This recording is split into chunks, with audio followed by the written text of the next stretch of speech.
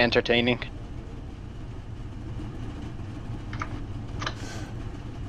All right, well, good luck. Hopefully we're talking to you again here in a little bit. Let's see. I got to answer this message. Let's see. Who else do we want to talk to here? Let's bring up Tom Wilhite and see if we can talk to him. Actually, hold on a second. Let's bring up Kevin Dick, our other championship contender here, who's going to get ready to roll off. Or at least I'm going to try to, but I guess with unread messages, it's not going to let me. All right, Bizzle, if you could bring Kevin Dick up to the booth for us here, I am going to continue advancing the starting grid.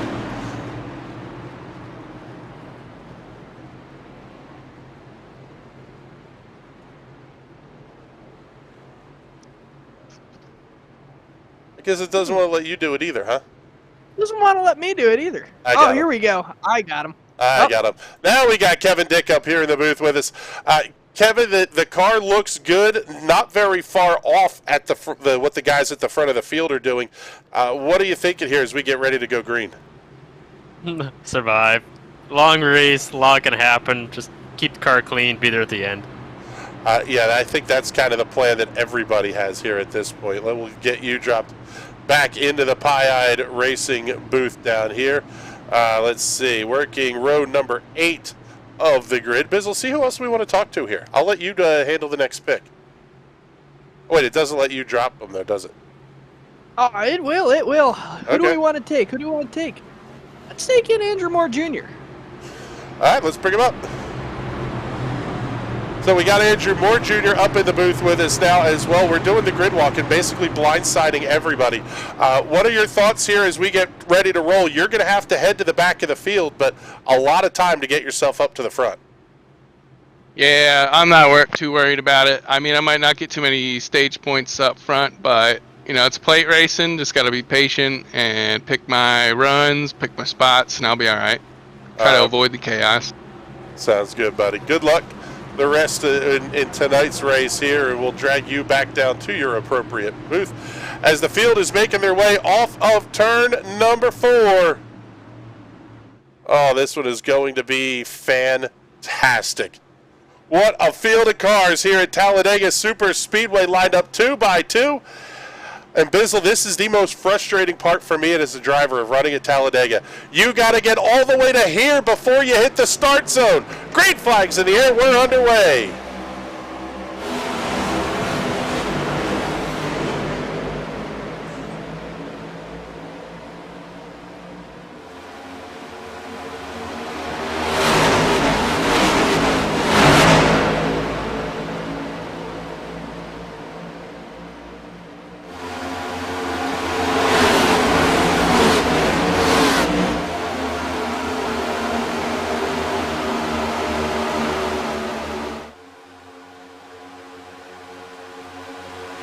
Johnny Avila getting a big shove up the outside from Michael Large. He's going to cross back down to the bottom, pick up teammate Tyler Seville as they head through turns 3 and 4. Large going to get a big run on the outside. He's got Justin Rideout giving him the big shove. But Avila and Seville bumpers locked through the tri-oval. I tell you what, with cold tires, that's a little bit risky business there. Yeah, it can be a little bit shaky bumping on cold tires, but that's how you warm them up even faster. As we had a drag race coming across the line, Johnny Avila going to be the leader coming across, but Michael Larch trying to coming out of turn number 2. Yeah, they're definitely flying, that's for sure. Larch and Rideout at the front here. Avila, a little bit surprising that those two are going to drop back ever so slightly. Oh, but Avila's going to stick the nose in as Rideout slides up the racetrack, tries to block off the run coming up the outside.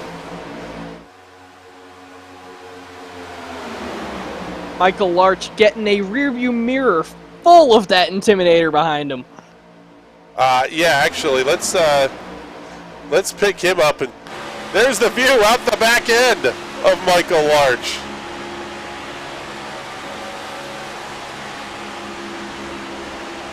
Johnny Avila going to be moving high now, taking Tyler Seville with them. They look like they're both going to clear Michael Larch. Will they jump down to the bottom side? Seville's going for the Bizzle. Wow. That is so early to be making that energy play. I mean, I guess the problem is you can't get shuffled back, or at least you really want to try hard not to. Because if there's an issue, you're going to end up in the middle of it if you're in the middle of the pack. Yeah, there's two theories to running at Talladega. Either sit on that front row or sit all the way in the back, and that's how you stay out of the carnage. The only problem is when the leader gets turned when he goes to block, in which case the leader is the carnage. So I'm more to the side of stay in the back, sit out and wait, and take the checkered flag home. Well, and I would imagine there's a little bit of conversation back and forth between guys like Avila and Seville. They're in the same Discord channel, so they can talk and, hey, let's do this, let's go here, make this run, make that move, you can shove me here. You're setting up already trying to learn as much about the race car as you can for later in this race when it's really going to matter. Yeah, that's a huge thing as well, how your car handles in the draft. Now, these are a fixed setup, so everyone has the same exact car. They're all set up the same way.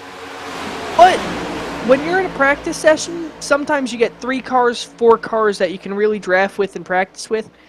Only in the race do you get the experience of running with 20 cars around you and really seeing what the air is going to do when it's all turbulent. How about the ups and downs here on the right-hand side of the ticker? Lee Campbell, Troy Haight, both up 8 positions. Daniel Pinkston already up 10 to run in the 8th position. Richard Fletcher, he's down 10, running in the 19th position. He wants no parts of this right now. Get to the back, wait it out, be smart. And Fletch got the win the last time we were at a super speedway, picking up the win in the season opening race at Daytona. Yeah, don't count Richard Fletcher out. He is fantastic on these plate tracks. He'll come out of nowhere and win the race. He's going to sit back there about 20th, kind of taking the strategy of, I want to be behind the wreck and just putz my way through it. No need to daze a thunder through the wreck. Just get through it nice and safe and be there for the finish. Guy who we have seen show a ton of speed at various points this season is Braden Carroll. He currently runs in the 3rd position, tucked up right behind Tyler Seville.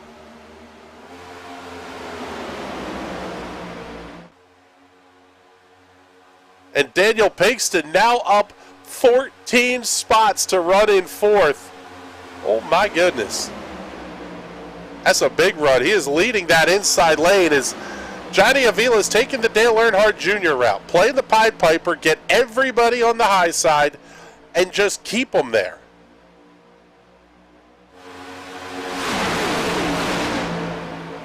Yeah, and that's always intrigued me about these plate races, where the high line seems to be the dominant line, especially the line that everyone kind of just wants to ride around on. When the low line is so much faster, it's just the way the air works around this track. If you get everyone built up on the high side, that's the way to go around. Well, and they're... Excuse me, choking on myself already.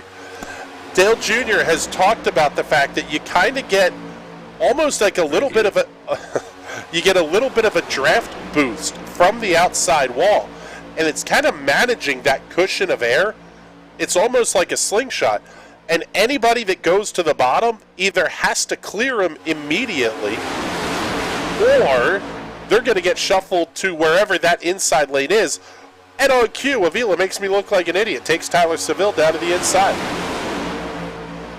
Well, he's just managing the draft right now, kind of bouncing back and forth. If the bottom line starts getting a bunch of cars, getting to run, you want to head that line. As soon as the top line starts building up again, these guys start building that line up there, they're going to jump right up high, and they're going to leave Braden Carroll out to dry. Looks like car in the 4th position. That's going to be the 45 of Andrew Mraz, and he's going to have Jim Thorndike with him. That's a couple of guys who didn't even qualify, and they've managed to drive their way up to the front of the field. Picking up on the Andrew Moore Jr. story, after taking that EOL to start the race. Oh, buddy, all there. Way squirrely, middle of 2. 3 wide off the corner. Andrew Moore Jr. already up to the 12th position. You can see him right there, tucked up behind teammate Andrew Dick. Kevin. Kevin Dick. That's what I said the first time in my head. Yeah, you can see, especially since we've got a lot of new guys in this series, they are running hard just like this is an official race or how you would in some other leagues. They're not used to the Sim Racers Club way of thinking way smart, run single file all the way to the end, and get yourself to the checkered flag. These guys don't know how these veterans drive yet, so they are going full send and really shaking this field up. Yeah, they were 3 and 4 wide coming off of turn number 4. Not the smartest of spots to be in. But it sure as hell is fun to watch. Yeah. The other thing that I will say about the racing here is, even if you have an incident, you get somebody into the bumper, you turn them, it's kind of a no harm, no foul thing other than the driver spinning. You can claim the caution, restart at the back, and there's just so much time to work your way towards the front that, you know, right now, I mean, we're down to 5 laps to go in stage number 1, but whole lot of this race left to go. Yeah, this league really puts a huge emphasis on clean driving with your head, being smart. Sam puts out a race review video every week, talks about all of the cautions that went over, how they could have been avoided, gives pointers to everyone on how exactly it could have been avoided, how it can be avoided in the future. And it really develops a huge fun community here where everyone's just here to have a good time and race clean and race hard with each other instead of some of the crash fests you see in the other parts of the service. And even one of the other things I noticed watching those weekly race recap videos is there's also things that are not cautions that get talked about. Hey, you really don't need to be 4 wide here on lap number 7. That doesn't make exactly. Oh, we've got one car going around. That's going to be Troy Haight. I think we're going to stay green. But Troy Haight slides all the way down to the infield. I don't think he hit anything. What a save. Yeah, and normally I'd say that sucks for him, and he's going to go a lap down because they're just going to freight train him when they get around. But with the stage caution coming at lap 15, he's going to get a break. He's going to get a chance to change tires, put some new tires on that car, get caught right back up to the field. So, frankly, he did a damn good job of saving the car, and it's not going to hurt him at all tonight. Other than missing out on the stage points here for stage 1. But I'd rather miss out on stage points than be out of the race. Yeah, it's now down to 3 laps to go here in stage number 1. It's been the Johnny Avila show out front here. He has led 9 laps thus far. Justin Rideout has a lap led. He currently runs 19th. Michael Larch runs 20th with 2 laps led.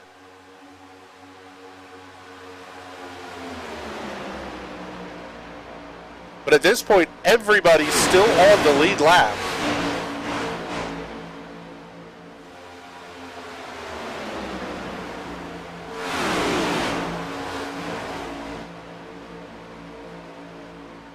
Looks like our top 8 are all single file, from Johnny Avila back to Tom Wilhite.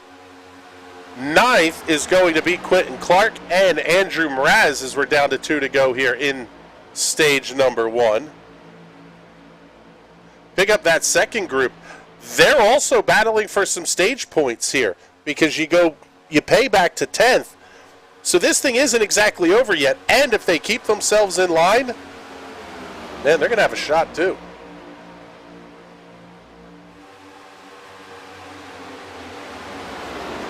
Yeah, I expect to see a huge push here coming to lap 15. These guys are going to try and stack up. I'm going to expect some cars. We're looking at Kevin Dick. He's looking down towards the inside, trying to get a couple cars up. Oh, man, fanning out, trying to get 3 wide now. What a move. Not. What a move by Kevin Dick and Andrew Moore Jr. They got way down to the bottom of the racetrack, trying to pick the spots up here as it's now lap number 15, 1 to go in stage 1.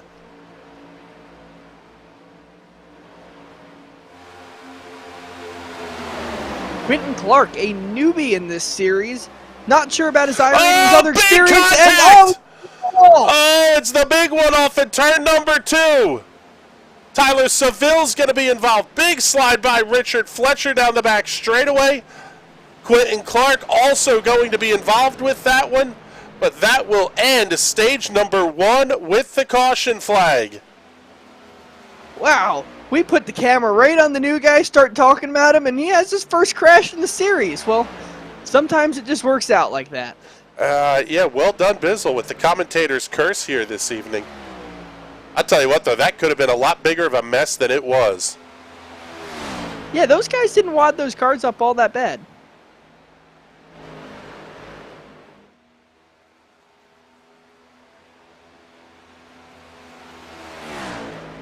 There is Johnny Avila, your Northland Leisure Stage number 1 winner. And he is absolutely at full tilt getting caught up to the pace truck. Looks like it's going to be Avila, Dick, Thorndike, Moore, and Knott, your top 5.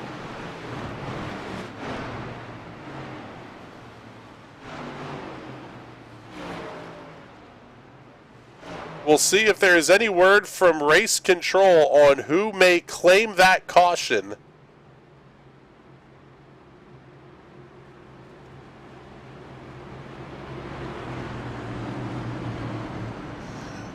Hunter Waters, Mr. Unavoidably Detained, is checking in. Checking in from the middle of the Caribbean. By the way, you can send all your hate mail to Bizzle at nationalracingnetwork.com. Yeah, we finally fixed the forwarding, so I do get those emails now. That actually works. Feel free to send me hate mail. Yeah. Hunter Waters checking in from the middle of the Caribbean. Go WWR and Richard Fletcher. In all caps. No love for Tyler Seville or Johnny Avila. Let's see. Got this one. It actually came in twice. How about Petty switching to them gosh darn cheating Toyotas? I am shocked at that announcement, quite frankly. Well, Tony Stewart also said he'd never leave GM, but frankly, money talks. And if Toyota's looking for another big player, definitely going with Jimmy Johnson and Richard Petty is going to be a huge advantage, not only to Toyota, but to the Legacy Motor Club as well. Those guys could use all the manufacturer support they can get. They haven't had any real great results this season. Hopefully that support next year is going to push them to the top. Because I want to see a new contender. I'm sick of the Hendrick Motorsports and Joe Gibbs show every week. So I'd like to see another guy out there winning every week. Yeah, I think it's fair to say that the level of manufacturer support is going to be pretty significantly different. That Petty team was, I'm trying to think, third fiddle, fourth fiddle. You have Hendrick, you have RCR. Trying to think of who else, what other Chevy team was probably getting more factory support.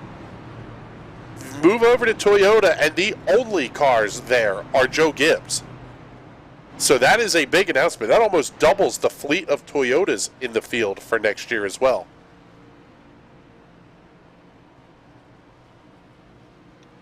Yeah, and I am not opposed to Toyota in NASCAR at all. I know some of the diehards go, it's an import, this and that.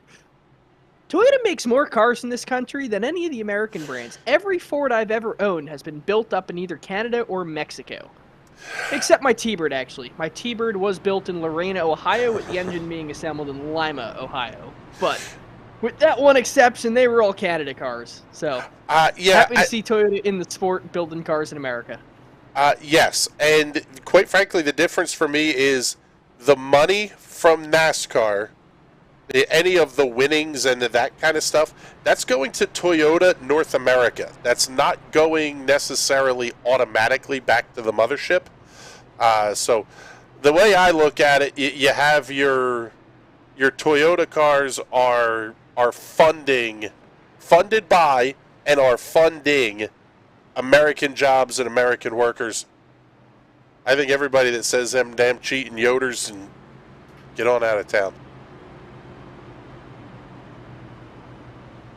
But anyway, back to Talladega. We got cars lining up. Lights are out on the pace car, getting ready to go racing tonight. Yeah, and hey, how about this one? Stage Almost number 2. nobody took the inside lane. Excuse me, the outside lane. Johnny Avila was the first car to take the outside lane. Everybody else is going to be lining up on the inside. Tyler Seville was backwards and wrecked, and he's going to restart in like the 9th position, 10th position. 8th position, it looks like. So yeah, not a bad break for him either. And I expect to see a bunch of those cars on the low side shoot up to the high side and build that line right back up. That line is headed by the strongest car in the field right now, although the low side is headed by the other real strong car in the field. Yeah, and both championship contenders. 90210 checking in saying, to be honest, I wouldn't mind seeing Honda come into NASCAR with the Accord or something, just another manufacturer. I think most likely you will see Hyundai as the next manufacturer in NASCAR. They're either going to go IndyCar or they're going to go NASCAR. My gut tells me IndyCar, but I would not be surprised to see Hyundai make the move into NASCAR as well. Hyundai is one of the last manufacturers in the world to sell either a coupe or sedan in the United States. So I would not be surprised to see Hyundai in NASCAR. Yeah, that could be a big marketing push. Everybody else's cars don't exist. But your 4-car outside lane is going to bring the field down.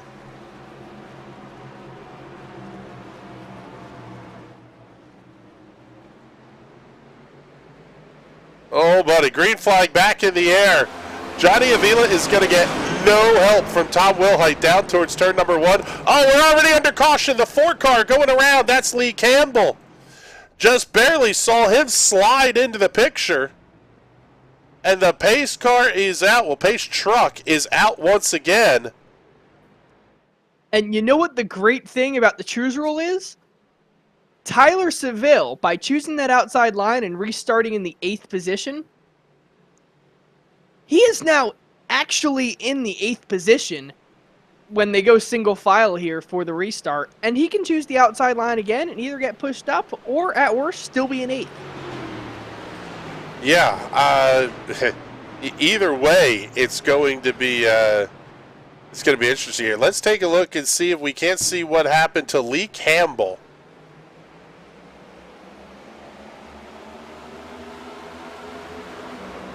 Whoa! Oh man, that almost looks like a hardware failure, like a sim rig failure. I was about to say hardware failure. I have had my shifter, which is why I religiously use the clutch every shift, even with sequential cars. Is sometimes I'll pull it back to try and shift up, and it decides, I thought you said shift down, and you end up with an incident like that, or like Jimmy Johnson at Dover a couple years ago, where just couldn't get it in the third and spun it around. Yeah, so as we go back to the live look here, and I think these guys are going to have to almost race almost all the way around to pick up the pace truck here.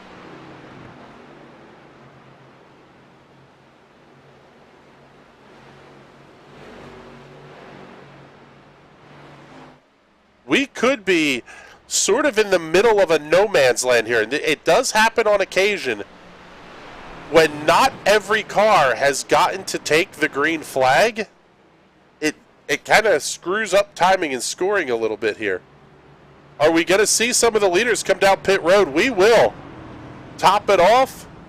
I think we might be to the point here, Bizzle, where these guys can start thinking about going all the way to the end of this one.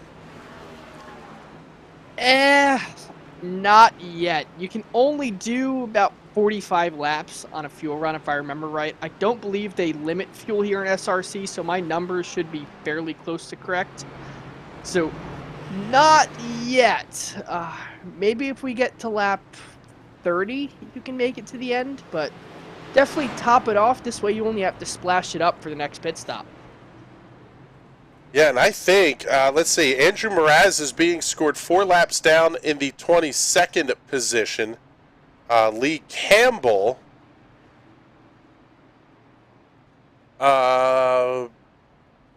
that he was involved in the incident. He'll get the EOL, but already in the 21st position. Bizzle, are you 9021 owned by chance? I'm not. Unfortunately.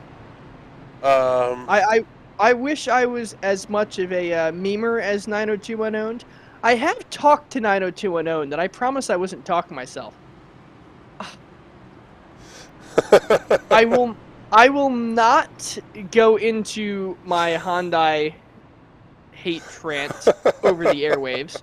If you do choose you would like to hear it, please email bizzle@nationalracenetwork.com and I will send you the whole spiel. Yeah, there you go. You can send all the hate mail to bizzle@nationalracingnetwork.com. I would imagine this is probably going to be a quick yellow. At least I would think so. However, we do have some cars that elected not to come down pit lane. Tom Wilhite, Richard Fletcher, Tim Knott, John Moeller, J.D. Wardlow, your top 5 on the racetrack, did not come down pit lane, so they'll restart at the front of the field.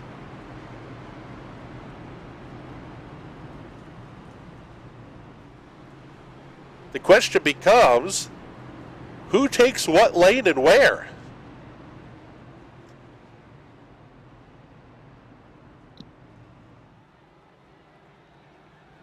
Yeah, there's really no dominant line here at Talladega. The dominant line is the line that more cars take. So, you really kind of have to look ahead. If you're up front, it's kind of a gamble, but if you're in the back, it's a no-brainer.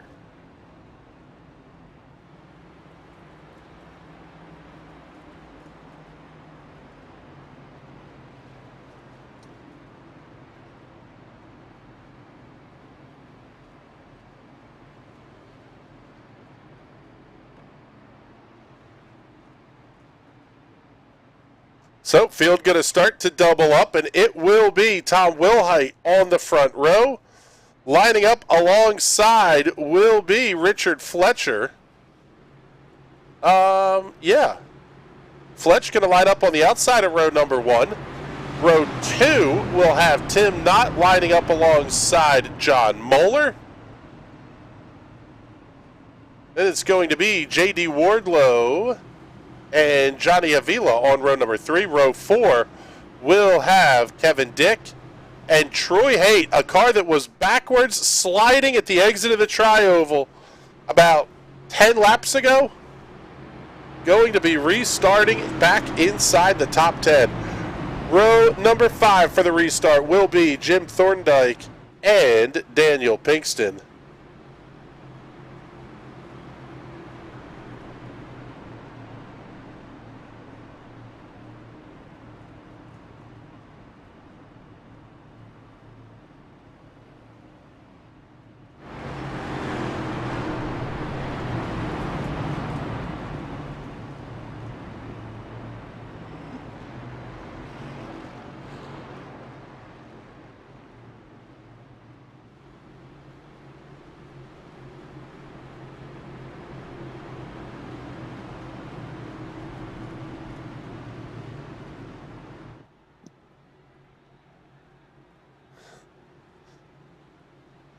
Pace truck getting ready to pull in. Field a little bit more balanced this time between top and bottom lanes. But again, a face that some of these guys are not used to seeing restarting these races. Tom Wilhite will be able to control the field once they are in the restart zone, as identified by the Geico banners. He can go whenever he wants. Get to the end, doesn't go. Green flag's going to fly either way, and that's what happens. Wilhite and Tim Knott jump out to a decent lead. Johnny Avila giving John Moeller a huge shove down towards turn number 1.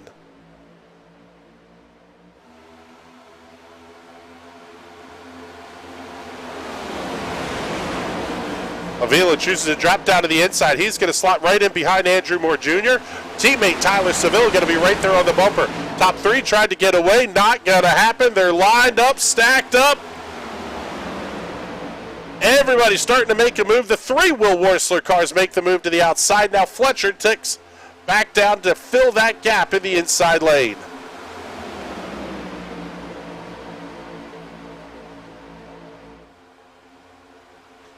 Note to us for next season, by the way, Bizzle. We need to do this one radio style. Yes. Find 2 more people to call it. We got one guy for the front stretch, one guy for the corner, one guy for the back stretch, and one guy for turns 3 and 4. Could be a ton of fun doing that. That could be a blast, just to bounce the call back and forth to each other. There is no way we could pull that off. And Marshall standing up there above the traffic light. He sees a car going up high. Holy crap. And we're going to bring it to the guy in turn 3 as Richard Fletcher leading this race. Fletcher's going to have Johnny Avila tucked up under the back bumper. This is exactly how they finished at Daytona earlier this season. Tyler Seville, A.J. Digby also in the line. That is not what the front of the field wants to see. 4 Will Worsler racing cars lined up nose to tail. You know, I was just talking about the Pie-Eyed Racing taking on the Will Worsler powerhouse. This is one track that they do not have the advantage. Will Worsler Racing has strength in numbers here. They can coordinate all 4 cars to stay in line, do whatever they need to do, and keep themselves up front. Where you have some of these smaller teams, not nearly as coordinated as these guys, kind of have to work with people they don't have direct communication with. A.J. Digby leading your most positions gained stat right now. He is up 15. Quentin Clark also up 15. Couple of fantastic runs there. Your biggest loser of the night, currently going to be Justin Rideout, who runs in the 19th position, but he's only about 1 second behind the race leaders. There you see him right at the back of that lead pack. Now, I don't think you were going to be able to see these guys get away necessarily, but this could be big if Avila can push Fletcher even to the stage points. Yeah, they might. They're not going to be able to get away. I'll say that confidently, but they are going to be in control. How about Lee Campbell? He was backwards and into the outside safer barrier. Cause of the last caution, he's back up to the 7th position. I love racing at Talladega. This is one track that is on my bucket list to go to. Not sure how the bratwurst selection is going to be, but I don't care about the bratwurst selection here at Talladega. I want to take the camper down, party in Talladega Boulevard, go watch the race from the stands, or hell, even maybe from the infield. Just have a good time. It's Talladega, baby. yeah, this is definitely a bucket list place for me as well.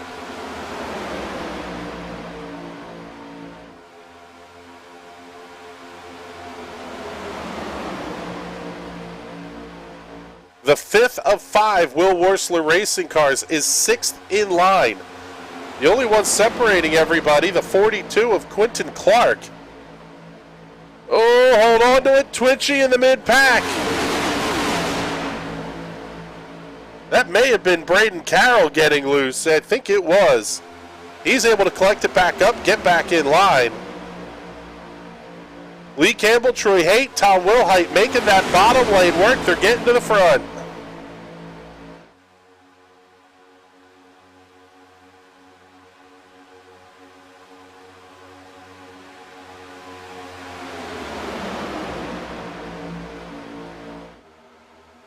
I hate to say it, this almost, with a group of guys this talented, this almost becomes, I don't want to say ho-hum, because it's crazy what they're doing.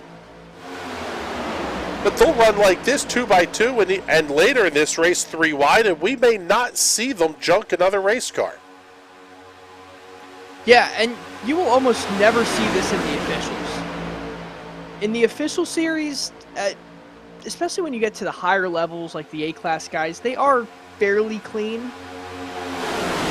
But you just don't see this level of clean and confidence with one another as you do in Elite. in the league, everyone races the same guy every week. It's the same group of at least 15 guys. Then we have some guys that are here and there every now and again. They all know each other, know how they race. And not only that, if you wreck a guy, you're going to be racing him next week, and he could wreck you. So there's a much higher level of respect here in the leagues, and it is so much fun to cover. Lee Campbell going for the race lead through the tri-oval. Fletcher still has Avila attached to the back bumper. Now, is overheating a concern in these cars, Patrick? I mean, Avila, you can see him getting a little bit of air to the front of the car, but he has been absolutely tattooed to the back bumper of Fletcher for about 15 laps now. In the fixed setup, no, not at all. They run, I believe, 20 or might even be less than that % tape in the fixed setup, which is not the fast way to get around here at all. You want to run probably around 50 to 55% grill tape, which will make the car overheat if you're pushing someone like that. But with the fixed setup, hang those bumpers wide and use the rear bumper as your radiator, because that car will not blow up on you.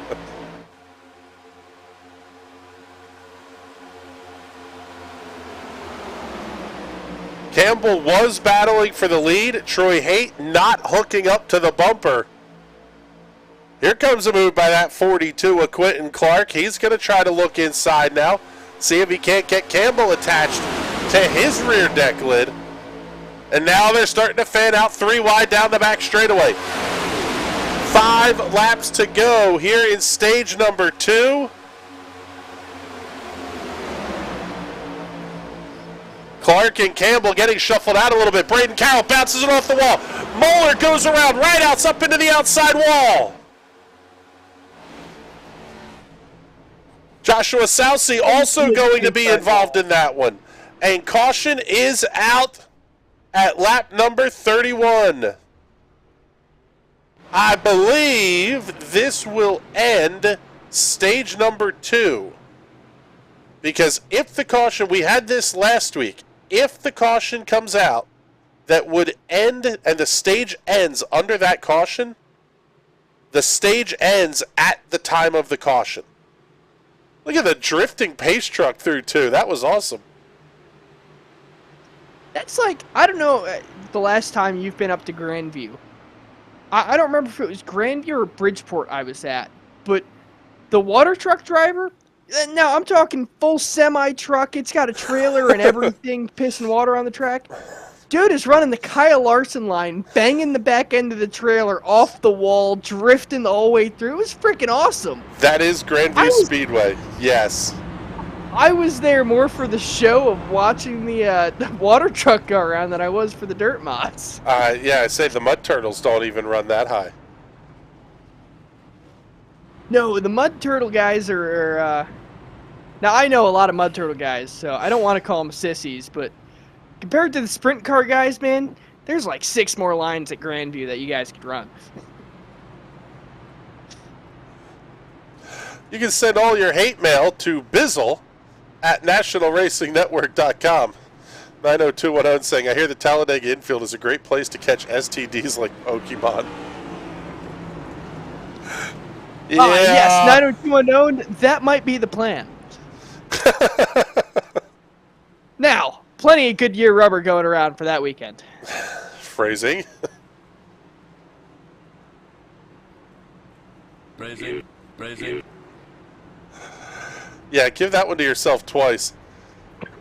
Richard Fletcher putting 4 tires on his number 43 machine. I believe that is a throwback kind of Thunderbirds livery on the side of that one.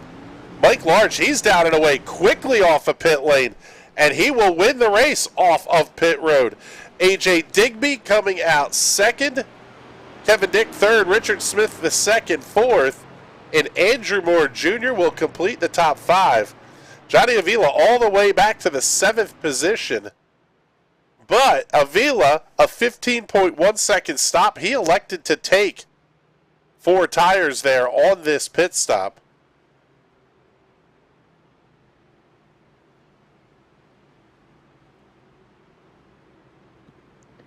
I don't know why you wouldn't take all 4 tires. We've seen how quickly these guys can get up through the field.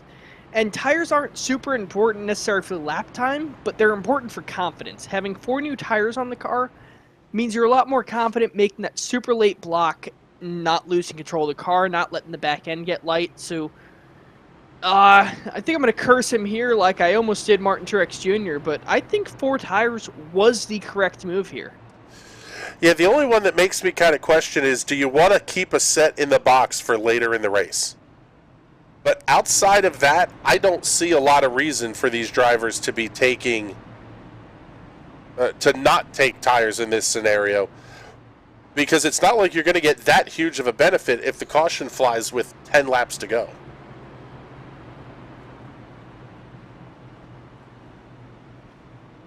Yeah, but with 10 laps to go, I'm not sure I'm going to pit and take tires. I'm only pitting with 10 laps to go if I need fuel, which at this point, if all of these guys took fuel, they shouldn't. But I say shouldn't very lightly just because I have not run a lot of full-length races in this car. The only race I've run in this car was at the Sim Racers Club this year at Daytona, at the road course. So now you do see AJ Digby, the master at pit strategy, coming in to top the car off again. So I kind of think my number and my gut is correct here since he is pitting. Top the car off, and you should be good to the end. But well, here's the whole thing. Guarantee it. It's not just AJ Digby. Richard Smith II is on pit lane, but Fletcher, Seville, Avila, all of the Will Worsler racing cars are on pit lane again this time by.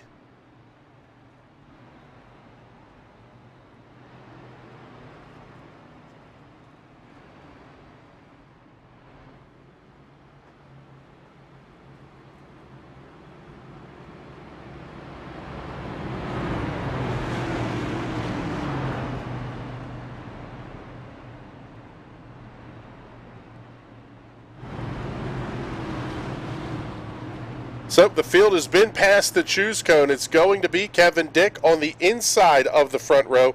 Race leader Michael Larch going to restart on the outside. Andrew Moore Jr., Troy Haight on row number 2. Haight going to line up on the inside, Moore on the outside. But the other big story here is just keeping an eye on these Will Worsler racing cars. They are going to be currently led by AJ Digby.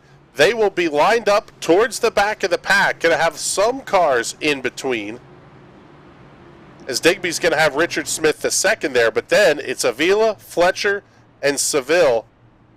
It looks like Daniel Pinkston going to be right with them as well. So look to see those Will Worsler racing guys coming flying through the field. Yeah, this restart is going to be intense. While we have a moment here, let's get all the sponsor plugs and thank yous in for these guys. Make sure you check out the presenting entitlement sponsor of the Sim Speed Shop Premier Series, Sim Speed Shop. You can find them at simspeedshop.com, a full line of steering wheels, button boxes, and all of your sim racing needs. Check them out online at simspeedshop.com. Northland Leisure putting up the cash for the stage winners. Realty Executive Saskatoon putting up the award for the fastest lap. Northland Leisure you can find on Facebook at Northland Leisure. And Custom Paints and Die Casts putting up the money for the Hard Charger and the Biggest Loser. Now, they did the double up, but all of the Will Worsler racing cars are back on pit road once again. Just doing the top-offs. I think your numbers are really close here, Bizzle. Yeah, I have a feeling AJ Digby was talking to those guys like, hey, we should all top this thing off again and never hit the pit box again. Wave goodbye to your pit crew. You'll see them when we're in victory lane. You wonder if that makes a guy like Kevin Dick nervous at all. Unless they're just planning for potential green-white checkered finishes. Kevin Dick's sitting out front saying, I know I can make the end of this. No reason to stop. But the second green-white checker could be risky. Well, that could be too.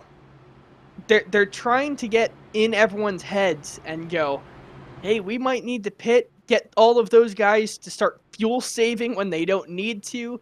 If another caution comes out, have them drop in the box just to splash it up, and they'll be right back up front again. So I can't say for sure whether they're playing games or this really good strategy, but I'm glad my numbers were finally close. Yeah.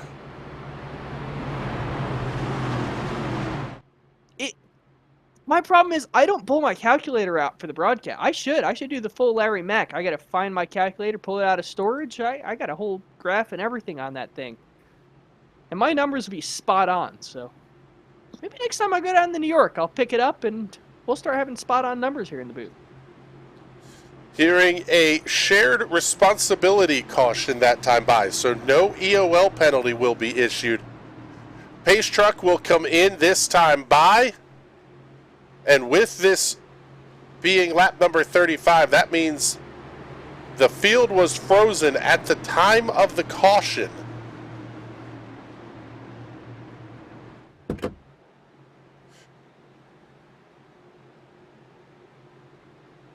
Sorry about that. Hit the wrong button. Trying to mute myself. Green flag goes back in the air. Large going to lead the field down towards turn number 1. He'll have choice of lane. Tries down the inside. Kevin Dick slides up to the outside. Working that inside lane. Looks like it's going to be Quentin Clark in the 42. And trying to see who the other car is. That's going to be Jim Thorndike in the 59.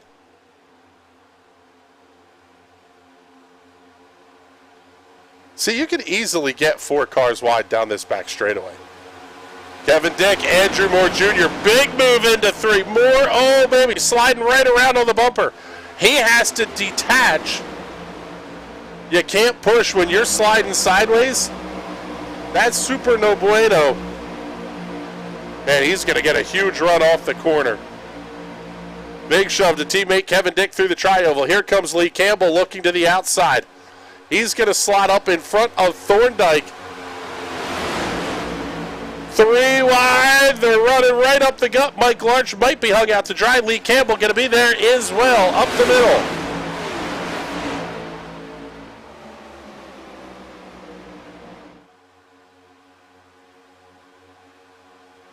That kind of goes to show you what happens. If you're not in a lane with energy, adios amigos.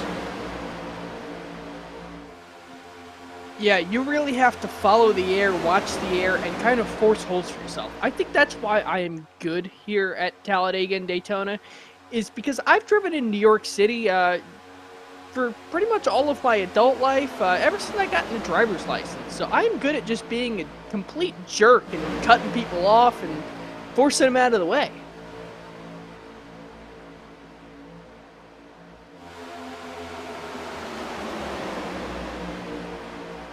Seeing a penalty coming in from race control to car 28. That is Troy Haight. He had to take an EOL on this one for a violation of the choose rule. Kevin Dick way down to the bottom. He had to back all the way out of it. He got a wicked shove off at turn number 2. That's going to put... Look at that. The Will Warsaw racing cars are halfway up through the field already, so that extra splash putting them at the back was, I think, hurt them very much. Yeah, it didn't hurt much at all. And the EOL penalty, for that matter, doesn't really make a difference either. Yeah, as long as you can be aggressive early on the restart and get yourself back up towards the front, it doesn't hurt very much here. Troy Haight had to take an EOL on the restart, and he's already back up to the, what, 6th position, 5th position. Andrew Moore Jr. took an EOL at the start of the race. He was shotgun on the field, and now he's in good position here at the front.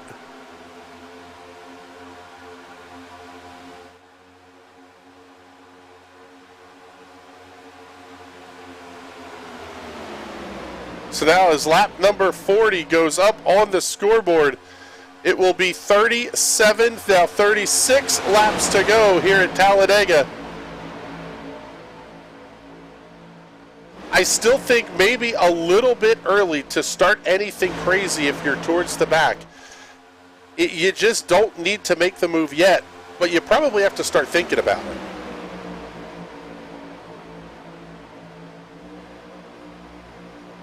it. You definitely want to keep yourself in position to be able to make the move. Whether that be sit in the back right now or get yourself all the way up to the front, but definitely keep yourself out of the middle where a lot of these cars are, because that is where the caution is going to be. And I'm almost willing to put money on it and guarantee there's going to be another caution. This is Talladega, and we have not had a big one yet. Yeah, we had we'll say a medium-ish one that happened a handful of laps ago, but all of those cars were able to continue. The only car right now that is not on the lead lap is John Moeller. Actually, Andrew Mraz, also not on the lead lap. But 20 of 22 starters are still on the lead lap. We haven't had a crash big enough for me to use any of my airplane soundboard buttons. And, like, actual airplane sounds. I just had the great thought of putting, like, from the movie Airplane into the soundboard, and I think that will be tonight's project.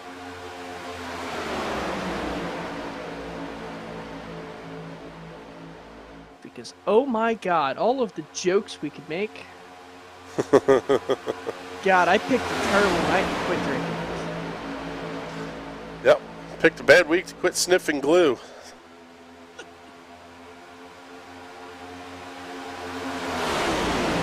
Also, I have not seen the inside of a Turkish prison.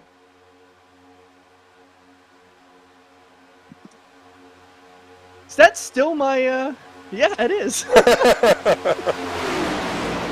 Moore and Thorndike continuing to run side by side here at the front. Your hard charger of the race thus far, Jim Thorndike. Ever so briefly in the race lead. We'll see if he can hold it to the line. Up 21 positions from where he started this race. Two blue cars leading the field. No, sir, those are two red cars leading the field. Please park in the red parking garage.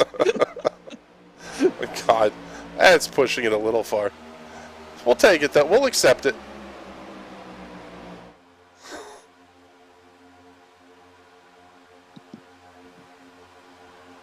I don't land a lot of jokes, but definitely crash a lot of them. Yeah.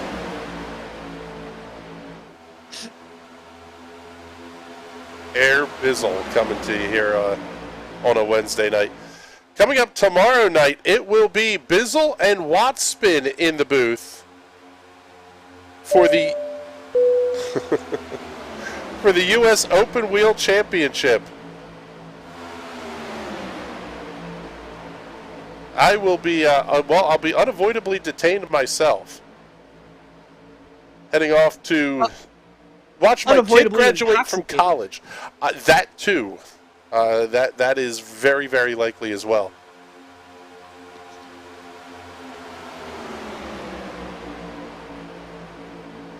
So I sort of have had a thought here, Patrick. Is Kevin Dick worried about the fuel number? Because he went right to the back, and he's basically running around at like 2/3 throttle, just barely hanging on to the back of this pack. Are some of these guys at the front going to be concerned about fuel now? I am not sure. My number is going to be close. It is not that close. By my math, Kevin Dick should be good to go on fuel. I think the WWR guys were just playing games by all pitting together at the end of that last caution. But racing is chess at 200 miles an hour, and I think those games are working. As Andrew Moore, maybe they are concerned about fuel because he looks like he's going to be dropping to the back, joining Kevin Dick here at the rear. Yeah, he's going to do the exact same thing. Either that or the action at the front was getting a little too much for him and saying, you know what, I'm going to let these guys wreck and pass them as freebies when they're all up in the catchment. I don't know, but the way it stands right now, going to be Jim Thorndike at the head of the field. Now with Quentin Clark running alongside. Tim Knott, Lee Campbell going to be the second row deep. as they will be down to 30 laps to go.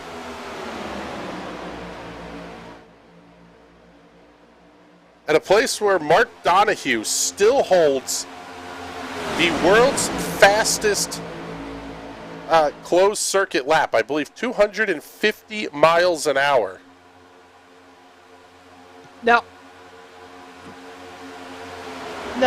Actually, no, I'm sorry. Donohue's lap was 230 something. Gilles de Ferran's 241 was officially timed in the IndyCars at California Speedway. The 257 lap was AJ Foyt at the Firestone test track down in Texas. Yes, but I believe either Bugatti or Koenigsegg has the record at Volkswagen's test track up there in Germany. With 260 or 270 something miles an hour. Absolutely mind-numbing speed. Speaking of speed, IndyCar, if you're listening, can we give these guys for the Fast 9 like an extra 5 pounds of boost? They would be at track record speeds. Not an extra 5 pounds. Close the wastegates completely and run nitromethane in those cars. I want to see a 300 mile an hour lap. I want to see those guys have to full-on slam the brake pedal to the floor going into each of the quarters. That was always Rick Mears' argument about the Speedway, was the racing was best when you had to slow down for the corners. Yes. Indianapolis sucks. When you are full throttle all the way around, there's only one line. You have to hit the apex, bring it within a millimeter of the wall, hit the apex again. That's the only line you can run. That track is so much fun when we run it here on iRacing and TNT series in Lotus 49. You have to slam on the brakes, slide the car through the corner. There's 2-3 grooves at that track. We just don't see it anymore in the last 40 years. Yeah, the warm-up lanes did not help things much at all. Because it did eliminate their ability to kind of use that little bit of extra, but I love Indy. Indy is Indy. We'll never replace Indy. It's a meaningful race. I will say though, that weekend when I went down to Indy, I had more fun at the Carbonite Classic and more fun at the Little 500 watching those races than I did at the Indy 500. The Indy 500 is a spectacle, but it's not a fun race to watch. I think you're absolutely high. That's almost ban-worthy, actually, from these airwaves. Send all hate mail to Bizzle at NationalRaceNetwork.com, but racing-wise, Indy 500 is the worst race of that weekend. History-wise, experience-wise, it is the best race that weekend, but yeah, get those cars to have to hit the brakes going in the corner and you will absolutely change my opinion. The Freedom 100 was always pretty epic, and that race required absolutely no brakes. A lot of stupidity. Talladega at a rectangle. Yes. It's Talladega at a rectangle. It was awesome. Coming up on John Moeller. Oh, you're not going to pass him if you're 3 wide. Oh, they're going to split him. Or is John Moeller going to go below the yellow line and let him by? He is not. Nope, he's going to hang up right there in the spot. Just keep driving. Just keep driving. You know what? As a lap car, hold your line. That's exactly what he did off the corner. Yep. Let everybody else pass you. Oh, we've got a yellow. Caution is out on the speedway. And I don't see... I have nobody that may have crashed. Ah, here we go. Maybe Tony Patton. Let's take a look here and see. Tony Patton, that 86 black and red machine on the outside. Big contact with Tim Knott. Both of those cars throwing bodywork up in the air. That was impressive.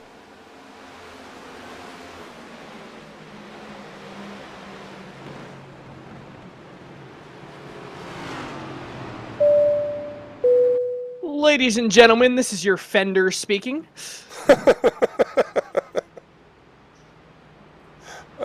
Yeah, that worked. If you look to your left, you'll see the left rear tire barreling towards the infield. If you look to your right, you'll see the catch fence rapidly approaching. So now with 25 to go, I would not think you would see, and well, you might see some of your leaders on pit lane, but if there was a question of could they make it on fuel, this might be the answer to yes to that question. Yeah, I think you might see some cars top it off for peace of mind. Maybe you have an extra set of tires in the box, just want the extra confidence from the new tires. But other than that, I don't see a real reason to pit. Well, we say that, and it looks like a large chunk of the field will be coming down pit lane this time. I wonder if it's not tires that they want here. Yeah. Everybody on the lead lap is on pit lane.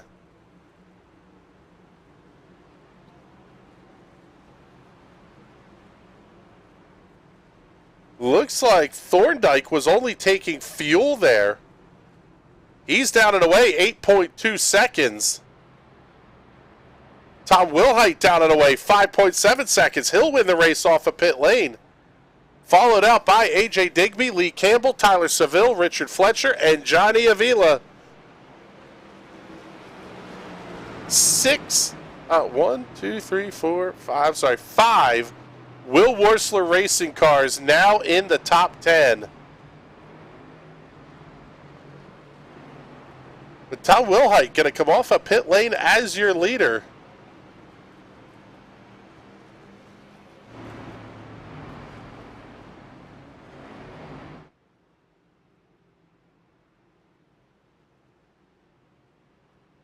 Now with 24 laps to go, I would imagine, Patrick, there is a little bit more of a sense of urgency on this restart.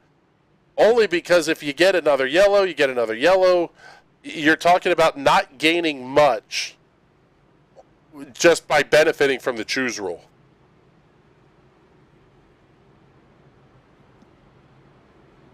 Yeah, because everyone seems to be kind of naturally going inside, outside on the choose rule now.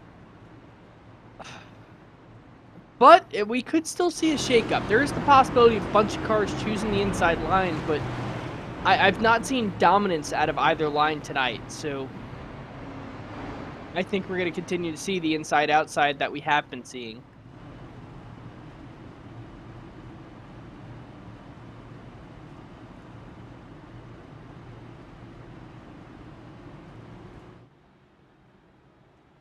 Well, we'll see who's going to choose to line up where. I believe this time it would be the opportunity for lap down cars to come onto pit lane. With that last incident, it's still only the two cars that were involved, Tony Patton and Tim Knott, that are on pit lane here still.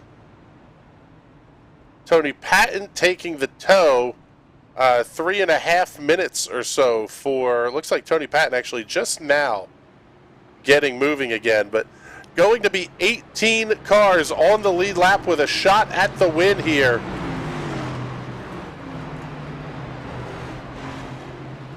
Man, if you're Will Worsler Racing, you have got to be licking your chops at this point. Almost everybody electing to take the outside lane. Color me shocked, man. I would have figured you would have seen some games out of the Will Worsler crew just to try to get as many of them up to the front as they possibly can. But right now, we are going to have what looks like 5 cars on the inside lane. Now 6. Everybody else is going to that outside lane. Yeah, this is interesting. The Will Worsler guys are, for the majority, going to have to race their way up towards the front. I mean, Johnny Avila and Tyler Seville that tied for the pole. Seville runs 8th. Avila runs 11th right now. They're pretty far back. They're going to be separated by teammate Richard Fletcher. Going to also have Daniel Pinkston up there in the outside lane with the car of Braden Carroll separating them. I think this absolutely has jacked up the urgency on this one.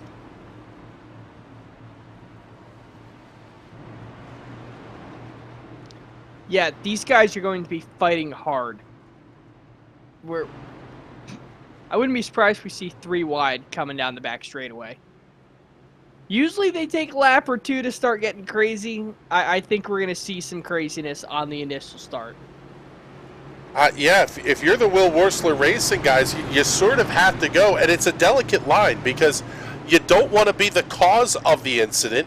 You don't want to be caught up in an incident.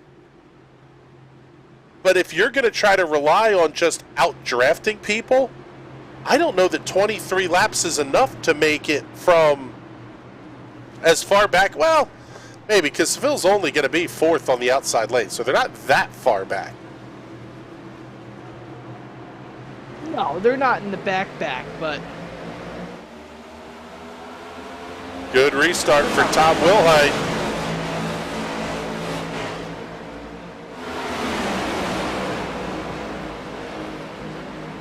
He's going to have the 2 of Mike Larch right there. Following along with the 59, that's Jim Thorndike.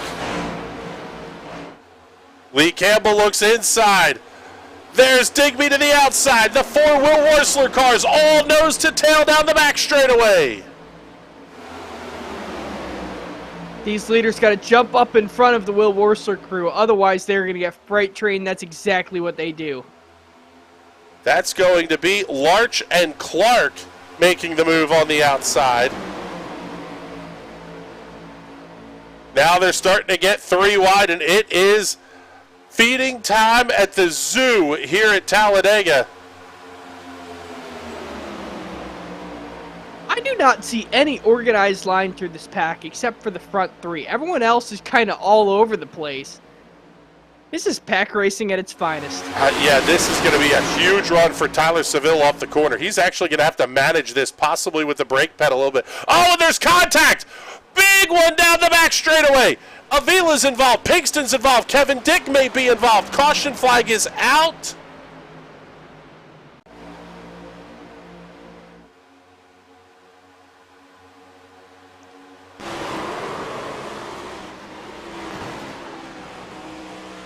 How did Johnny Avila not junk that race car?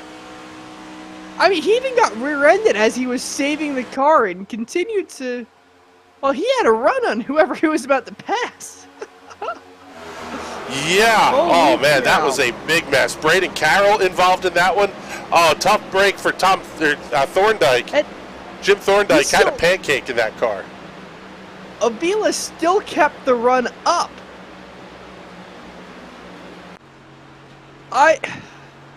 Pucker Factor Zulu is what that's called. When I go up to Canada and I go and share a drink with Johnny Avila, I might roofie him. Not for the reasons most people roofie stuff, but I'm going to Lance Armstrong and just steal some of his blood, pour it into me, and see if I can get some of that natural talent out of him, because holy cow, that is not possible what he just did. Yeah, I don't know how he didn't junk it. I really don't. And it looks like he's going to restart this race in 7th. There's no way! That is a junked race car. That car should have been in the wall, absolutely destroyed, garbage. And he got away by just getting rear-ended. Yeah, but now we're down to 20 to go, and we thought the urgency was going to be big on that last restart. It's really going to come into play here.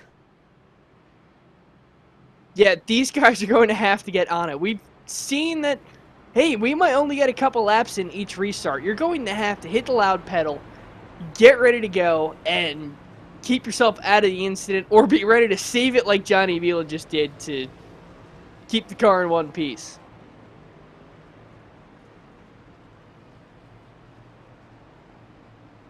Still single file. Doesn't look like we're going to be getting a quickie yellow, so I'm assuming we're going to see Choose Cone being involved next time by.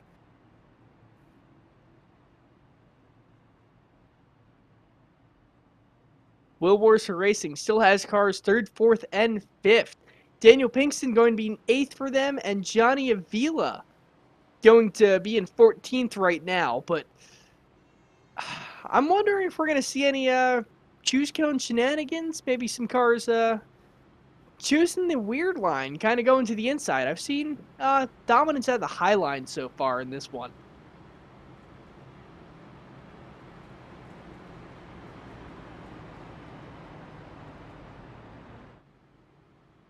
I'd like to give a shout out to Quentin Clark, new guy in the series. We spotlighted him earlier, and I don't want to say we caused him to crash, but definitely a little incident there by him, getting shuffled to the rear of the field, claiming the caution.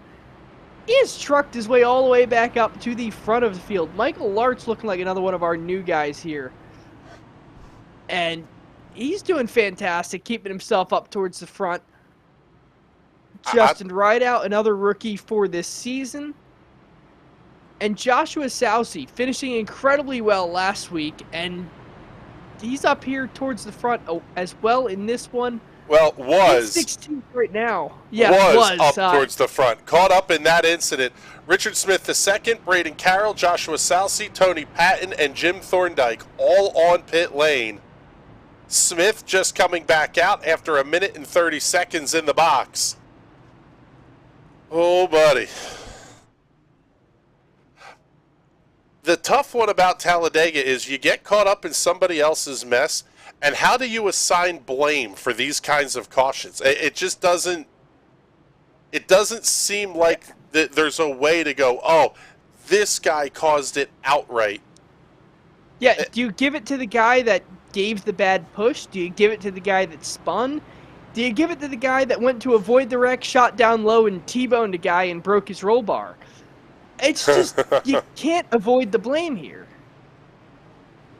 I think everyone is at fault. We're at one of those roulette wheel tracks. It's your fault for losing money when you step up to the roulette wheel. That is correct. Oh, how about this one? 4 Will Wursler cars on the inside of the racetrack. A.J. Digby, Tyler Seville, Richard Fletcher, and Daniel Pinkston will all be nose to tail for this restart. Don't count out Andrew Moore Jr. and Kevin Dick. They will be lining up 4th and 5th in line on the outside lane. And finally, Patrick, we're just now seeing these cars start to get paired off the way we might expect them to. Yeah, teammates are aligning with teammates. And everyone is a teammate till the last lap. You see that white flag come out, all of a sudden, you're not talking about Will Wursler Racing, you're talking about Tyler Seville, the individual, AJ Digby, the individual, Richard Fletcher, the individual. So, everyone wants to win here. This is a track that any car can win. We can see some of the guys that usually are not towards the front of the field in this series get up towards the front and win races here at these plate tracks. This is almost like rain racing on a road course.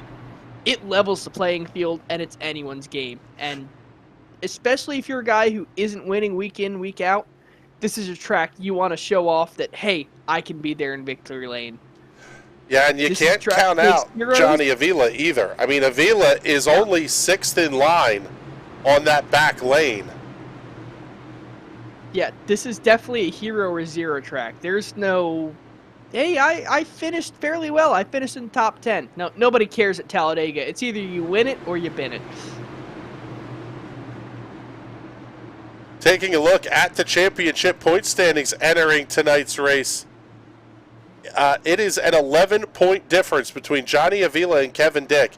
As they go back to green flag racing, that 11 points could be made up right here, right now. 17 laps to go.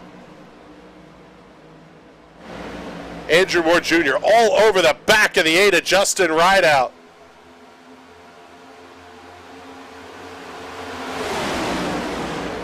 Avila getting hung up just a little bit behind Wardlow. He's trying to give that 48 machine the shove up the inside lane. Tom Wilhite shuffles down to the inside. Now Avila's going to move up outside. He's going to move to the middle. He's going to go wherever their car isn't and try and get past them.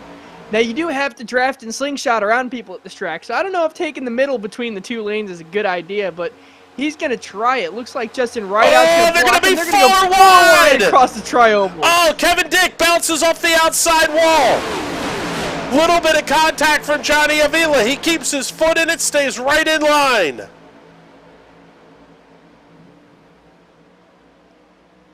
AJ Digby at the head of the field.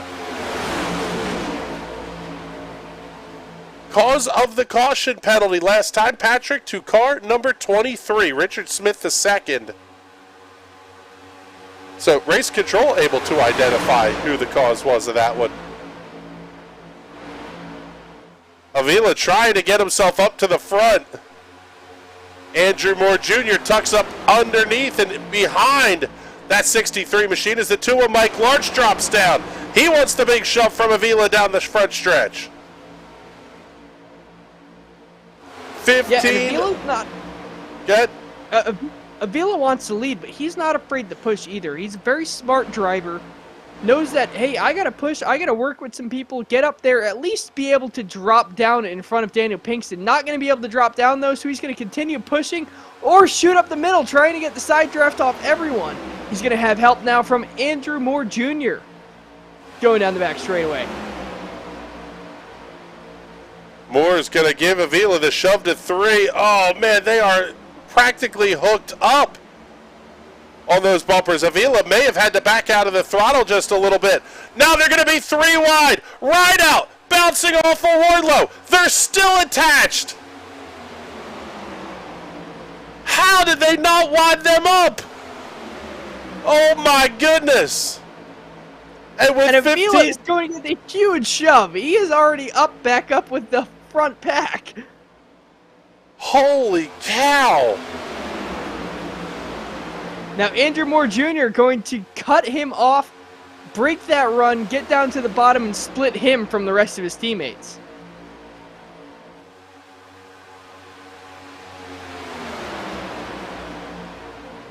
Andrew Moore Jr. right now just not going to have the help. Tyler Seville pushing AJ Digby. Daniel Pinkston kind of slides up a little bit high.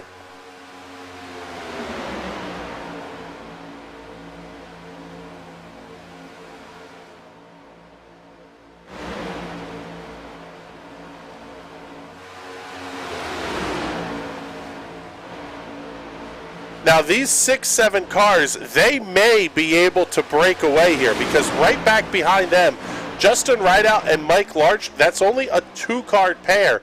Then it's another full second back. They're going to have to really work together here deeper in the pack if they want to get caught up to the race leaders.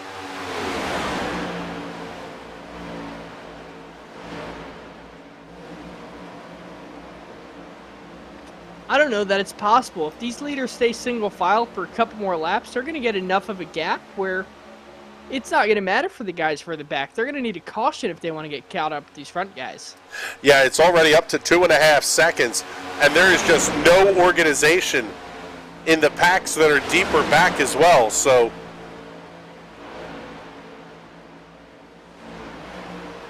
still 18 cars on the lead lap, but it's going to take a caution for them to have a shot.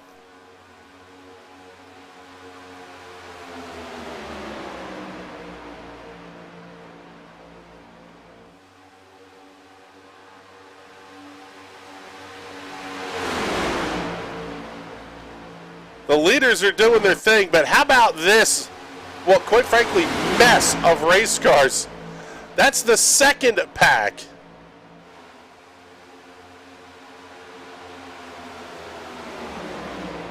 And quite frankly, Patrick, if you're going to see an incident, it's probably going to come from here.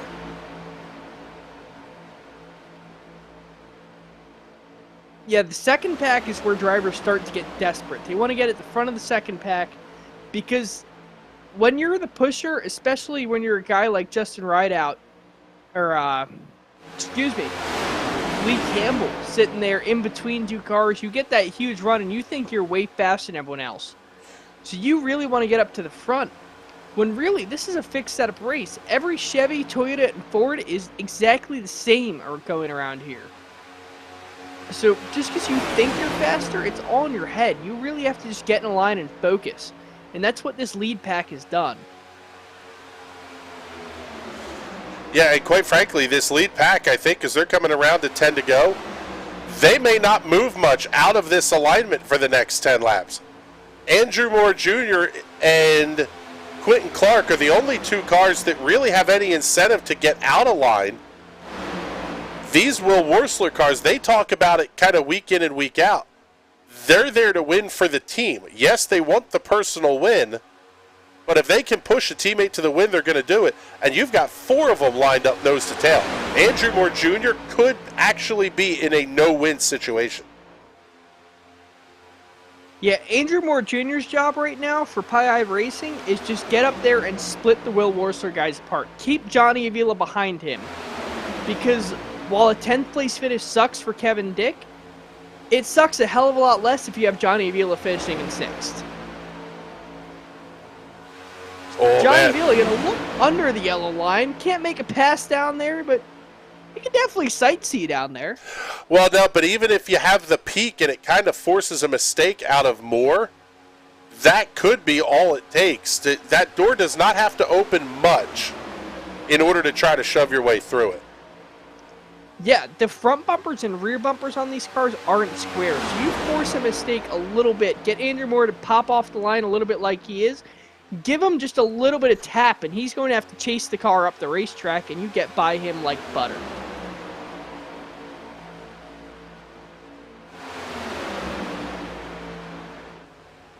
We'll see when the moves are going to happen here, and quite frankly, they may not happen. We saw this in the Daytona race.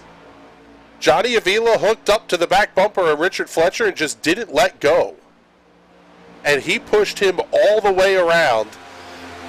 You wonder if there's not a similar situation here with A.J. Digby. Racing a little bit emotional this season. Tyler Seville might enjoy a win for Digby as much as a win for himself. Yeah, and that's the great thing about Will Worsler Racing. Like you said, those guys race as a team, they win as a team, lose as a team. Johnny Avila pushing Richard Fletcher to win. Johnny Avila is in this season for the championship. Richard Fletcher is out of this first initial championship for the winning. But still pushed him to the win. Still had a good time. And at the very least, made him feel good. Gave him a win in the season. First guy to win all season. So these guys want to see their teammates have a good time and up on top, because a WWR car on the top of the podium is a win for all the of them. phones. Caution is out. Uh-oh. Who did it? Let's take a look at the Hot Shoe Racewear instant replay. Yeah, this is all I was seeing. Was Richard Smith II may have had an issue. That but car that does was not look damaged, though. No, that was just him coming off of pit lane. Let's take a look and see maybe what we might have back here. Oh, yeah, there's the 48 going hard into the wall. That's J.D. Wardlow and Tom Wilhite going to be involved in that one. Let's take a look. We'll go back here. Finding which car I want to pick up here. There we go.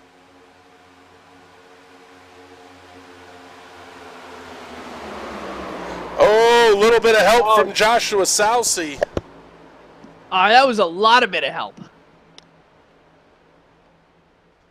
So we'll see, and there is the call. Well, we'll see. We'll await the call from race control, but that one may be an EOL penalty coming for car number 81.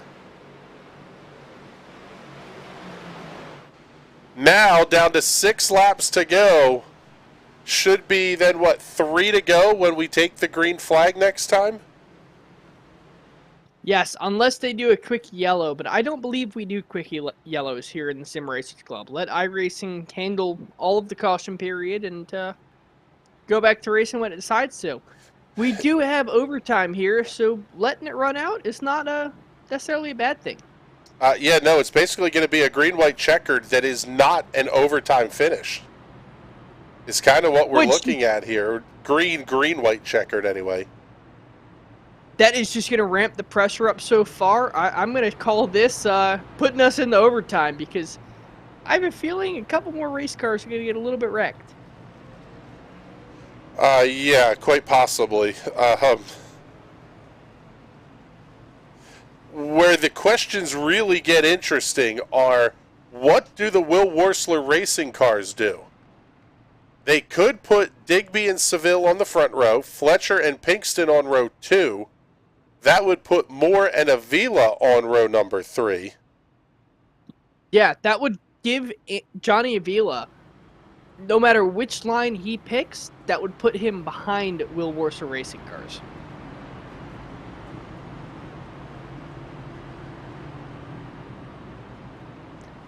And that is definitely something that they're discussing down there. Because, like I said, until the white flag drops, all of those guys are teammates. Once the white flag drops, it's anyone's game. Yeah, this one is going to be probably the storyline of the late portion of this race is how does Will Worsler Racing decide? I mean, they could theoretically go nose to tail.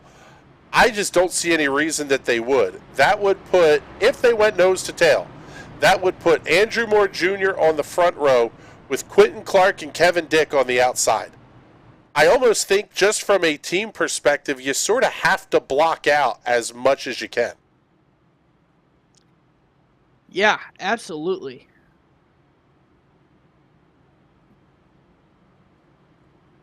Unless they think the 5 of them nose to tail is strong enough to get the job done, but it definitely is. But Will Worsler Racing, as much as they are we want a WWR car to win, they also take the Corvette racing point of view where, boys, have at it. They like to race within the organization. We have seen races throughout the past year, last season, this season, where we've had Will Worsler cars wreck Will Worsler racing cars going across the line. They definitely enjoy racing for the sake of racing. Yeah, I mean, heck, we watched Will Worsler dump Johnny Avila to get a win at Daytona. Yeah. I don't look at the stats. I haven't looked at the stats. I don't know if Johnny Avila is the winningest driver for Johnny Avila Racing, but definitely their star driver in the past 2 seasons. And for the team owner to wreck the star driver going across the line to take the win, that's definitely a boys have at it organization. And they are going to let Andrew Moore Jr. have the front row. Johnny Avila is going to take that top side, though, and put him in effectively the 4th position. What's going on with AJ Digby, though? Oh, Digby's got a problem. Digby's into the wall and backwards. I wonder if that's got to be a hardware failure of some sort. He's got control of the steering wheel. He's able to back it down onto the inside, and he's got control of it again. I almost wonder if he has all of his hardware into a USB hub, and the USB hub just lost power. Whatever it was, but we'll see. It looks like Digby's going to be able to get back up to the front here.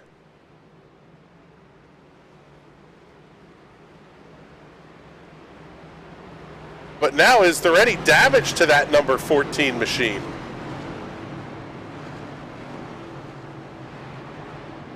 That's one of the odder things we've seen happen.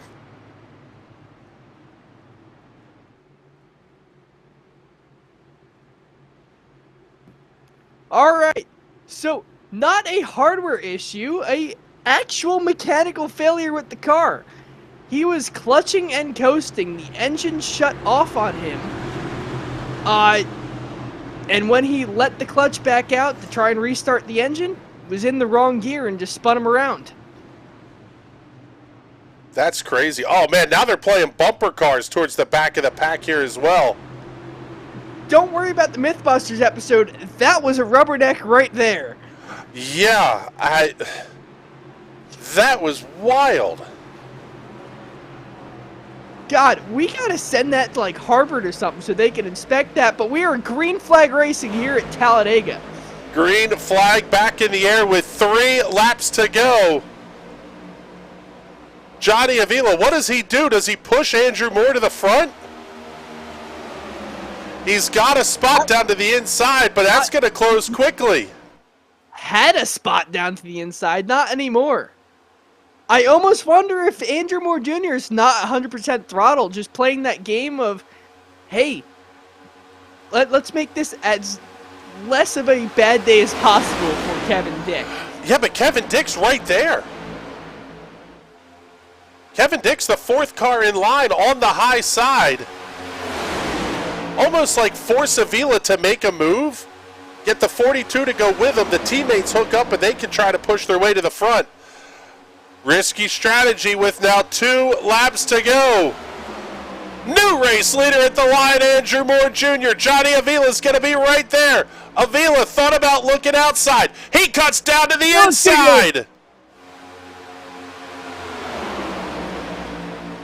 What a move by Avila. But Moore is going to have the shove from Quentin Clark. Pie-eyed versus WWR. If the 42 can push the 77 up to the win here, I almost think Quentin Clark is going to be on Pie-eyed Racing real soon. He seems to be a free agent right now, but... Well, he's with the Riot Motorsports guys. Clark, Mraz, and Thorndike. Riot Motorsports, the brand new team to the Sim Racers Club, but I don't know, the way these guys are working, we might see a merger here. Oh. Have the WWR and Pie-eyed powerhouses in the series. That could be a ton of fun. Where does Kevin Dick make his move? Does he try to make one here down the back straightaway? Digby hooked to the back bumper, the 63 of Avila. Halfway home on the white flag lap. Seville's going to look to the outside. He doesn't have anything there. That's going to block off the run from Andrew Moore Jr. Off of turn 4, just the run through the tri-oval. This one could be over. Digby up underneath of Avila. Does he make a move? Avila goes for the block. Avila wrecking across the line. Johnny Avila gets the wind bouncing off the outside safer barrier, coming to the line. Avila, Digby, Fletcher, your top 3. Holy cow. And with all of the contact that went on, Kevin Dick finishing in the 8th position here tonight.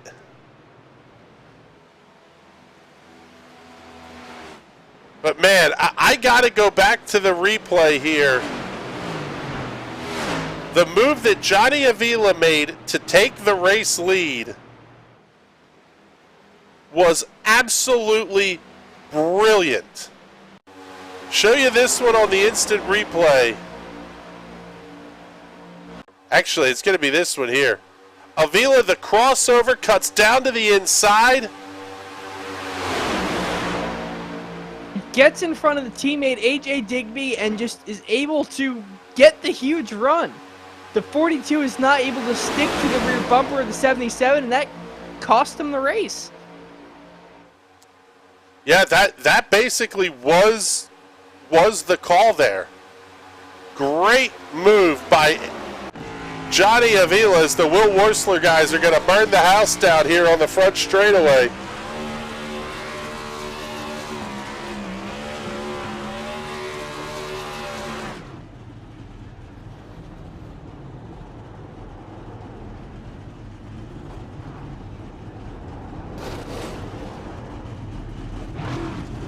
Oh, look at that. There you go. They're going to line them up right here for us.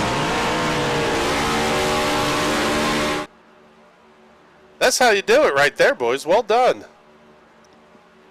And Richard Fletcher, another time, another great finish here at a plate track, finishing on the podium. Yeah, fantastic run for Fletch. In fact, let's show you your race results here. After all 75 laps have been complete, Johnny Avila with a big shove from AJ Digby by 53 thousandths of a second. 1/3 of a second back will be Richard Fletcher rounding out the podium. Andrew Moore Jr., Quentin Clark complete the top 5. 6 through 10 going to be Daniel Pinkston, Justin Rideout, Kevin Dick, Tyler Seville, and Lee Campbell. Troy Haight, Mike Larch, Braden Carroll, Jim Thorndike, and Thomas Wilhite back through the 15th position. 16 through 20 will be Tony Patton and Justin Salcy, the final 2 cars on the lead lap, followed by Andrew Mraz, Richard Smith II, and J.D. Wardlow. Rounding out the field, John Moeller and Tim Knott. Took 50 laps before we had a car go out of the race, just about 50 laps of our 75 here tonight. Absolutely fantastic show by the stars and cars of the Sim Speed Shop Premier Series.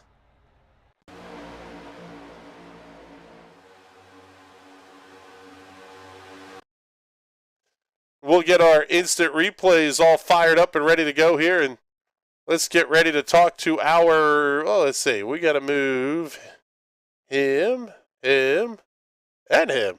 All right, let's bring up our race winner tonight, Mr. Johnny Avila. Dude, you were backwards at one point. You wrecked. You wrecked once, then you wrecked again a second time down the backstretch, just didn't finish the job, and you still managed to win the thing. Congratulations. I had to do it for Dale. Come on now, it's Talladega. Hell yeah, brother. Hell yeah, brother! But that one crash where I got hit in the right rear quarter panel, I didn't see what happened. I'm just thankful I didn't hit the inside wall. I don't know how I saved it, but like I was maybe a foot away from just killing the wall and my car. So I don't know how you saved it.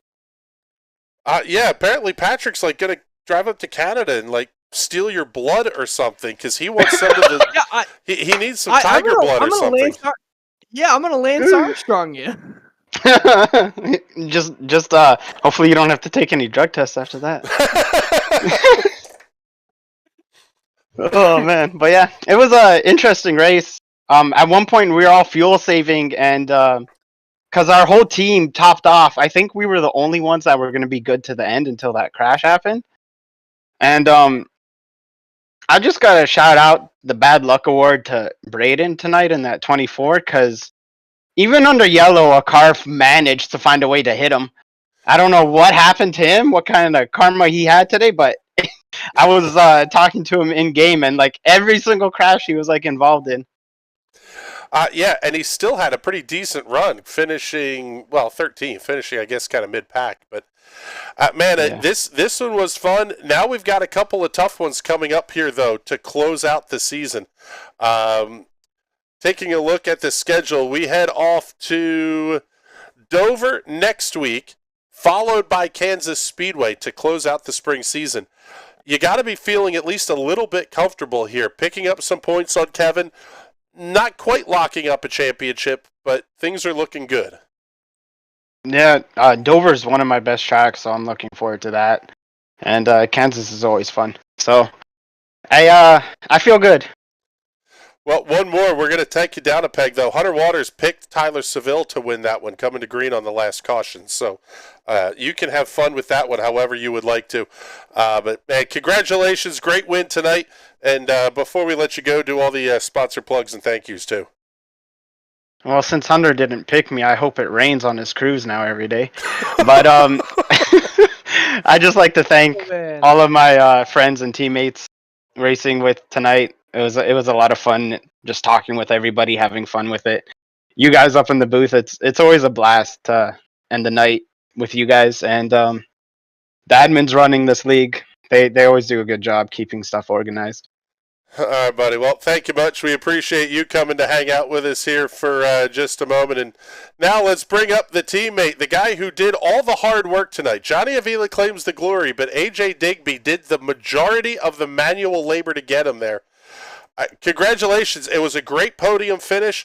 And, man, once you two got hooked up there with about 2/3 of a lap to go, there was nobody going to get in front of you. Yeah, just did everything I could to keep him out in front and secure a good finish for the team. Tried to make a move really late, but wanted to make sure that we were as clear as possible before doing it, that we would at least, even if we were sideways, would cross the line first. So all in all, though, I mean, Yeah, I was the one who directly pushed him to victory, but it really rides on all the guys behind me. Tyler was the ultimate teammate behind me. I hate that he kind of fell out the back of the pack a little bit, but should have been us two up there for sure. But he was the ultimate teammate, keeping me up front for all those laps until the very end. And then Richard was tucked up nice behind him. And then Daniel was also in the channel and tucked up nice behind Richard. So we kind of had that bottom lane on lock, and the top really had no chance of going other than when Johnny pushed his way to the front, and then that top lane fell off again. So it worked out as a really good race, and obviously a really good finish for us. I'm very happy with second, obviously. It was a very good race for me. Obviously want to be a step higher, but I had some fantastic teammates that helped keep us on top, and I think there were multiple ways that this race could have gone where our team would have ended up at the top. This one worked out, obviously, before that previous caution where we kind of had 5 of the 7 involved with us. That one would have worked out plenty fine. And then even before that, I think we were going to be some of the only cars who made it on fuel. And I think that all the top 10 had stayed out on track, and we topped off, and we were saving the whole time, but we would have made it. And the top 10 definitely would have had to stop, and who knows who else had topped off with us that wouldn't have made it either. So there were multiple scenarios where our team ended up on top, and it just so happened that this was the one. Well, it's interesting to hear you say that, because we were discussing before that final restart how you guys would line yourselves up. Ultimately, you put all 6 of you, 5 of you, whatever the number was, down on the inside lane. Was there any consideration to kind of just blocking off the front 2 rows and orchestrating a start to put you all 1 to 4 again? Because that would have at least kept everybody back a little bit. But it's just kind of the interesting thought process games we were playing up here in the booth.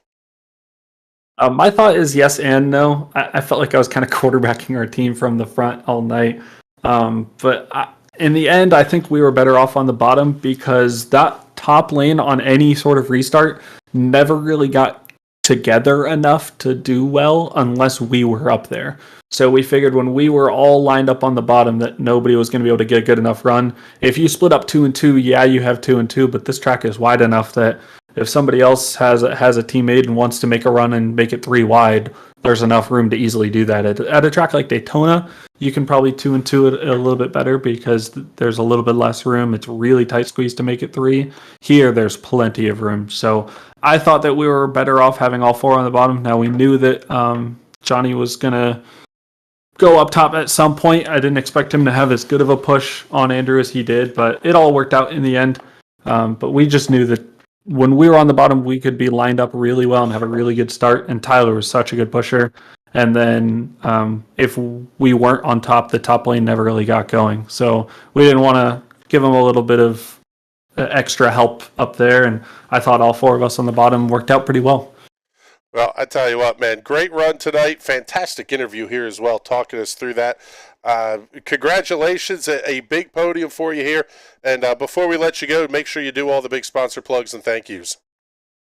Yeah, the cars, UMU Esports, Mountain Union Esports, as I say multiple times, and actually they leave Friday morning for Texas as we take our Rocket League team to essentially the Commissioner's Cup, which is essentially nationals. So top 16 teams in the country really are making that, or some of the top 16 teams. We want our conference to make it and qualify, and so we're taking our Rocket League team for that, so that's fun. But if you're a high school age kid or younger interested in esports at collegiate level, look us up.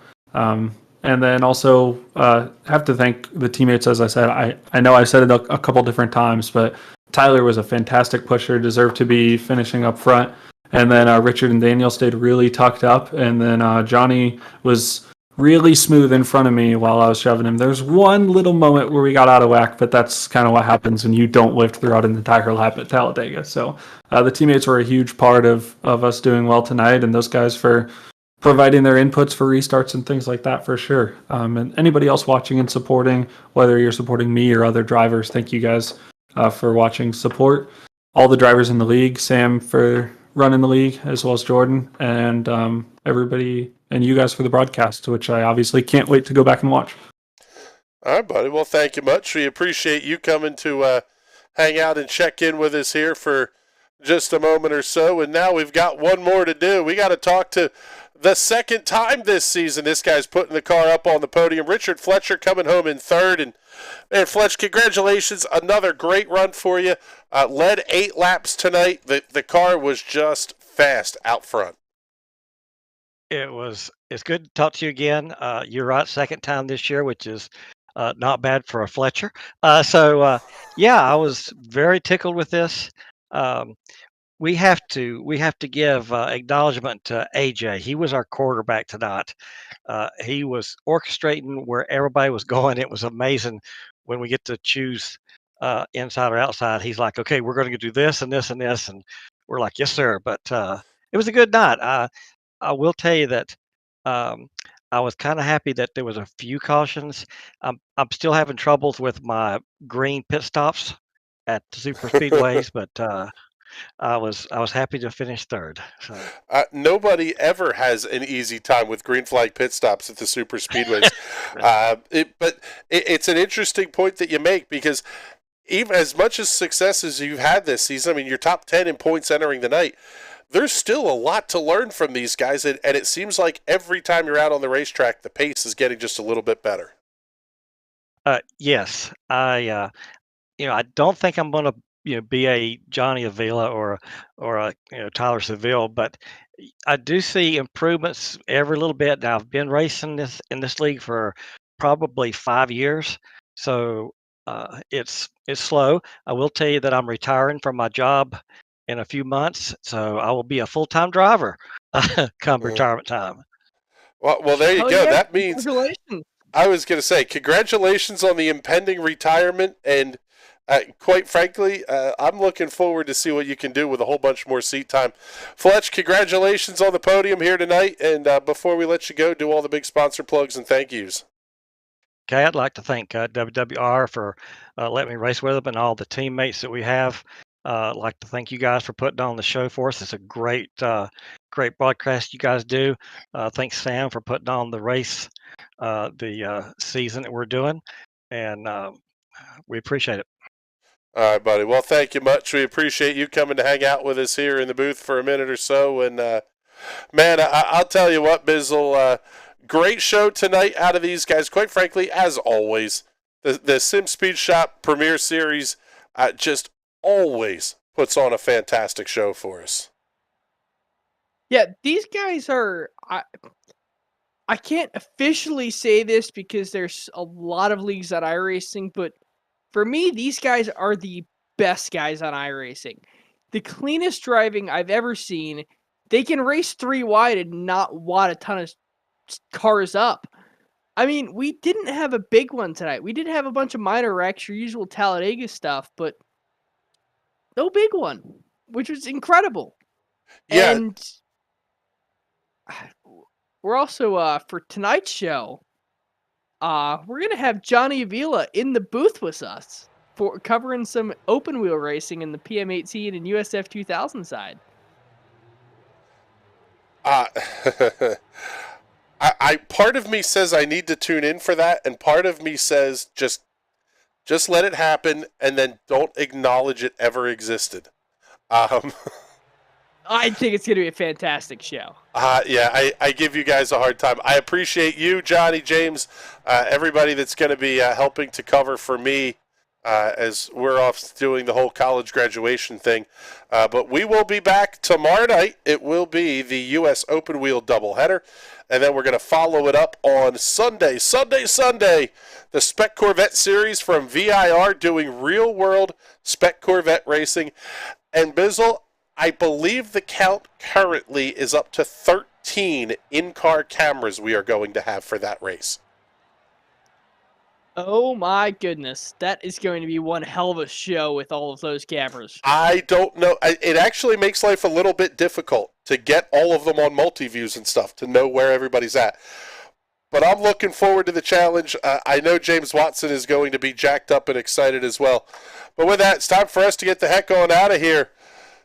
Big weekend coming up. Bizzle, have fun tomorrow night. I can't believe I'm saying this to you, but the keys are yours for the weekend. Going to take Daddy's Corvette out. Yeah, God, that's a terrible idea. All right, everybody, we're getting the heck out of here. For Bizzle and everybody here at the National Racing Network that makes these shows happen, my name is Chris Graham. Thank you so much for hanging out with us. We'll see you tomorrow night, and I'll talk to you all on Sunday. Have a great weekend, everybody.